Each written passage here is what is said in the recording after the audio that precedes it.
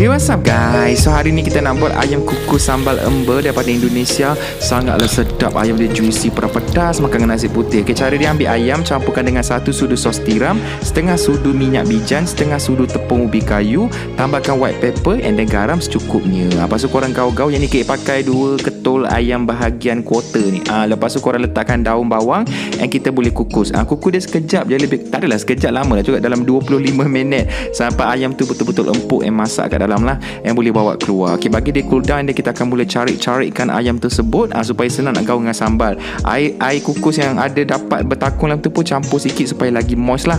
Okay, next kita nak buat dia punya sambal. Tumiskan 5 biji bawang merah ros yang kecil tu, 5 ulas bawang putih. Bila bawang mula garing, tambahkan 4 cili padi hijau, 4 cili padi merah dengan seketul belacang yang dah dibakar dan ditumbuk. Lepas tu tuang kat atas ni lah, panas-panas lagi. Kepada abang yang ada resedung, minta maaf, belacang tak boleh skip, kena wajib oleh resipi ni and untuk dihidang. Nak lagi best, korang perahkan 5 kasut untuk bagi masam-masam pedas-pedas kat ujung tu. Resipi ni senang, tolonglah buat sampai jadi. Aku risau tengok video bulan puasa, ada yang keluar minyak terbakar lah, ada yang berbuih air lah. Yang ni senang, tolonglah buat, InsyaAllah jadi. Tiru sebiji je, okay? Jangan tukar resipi.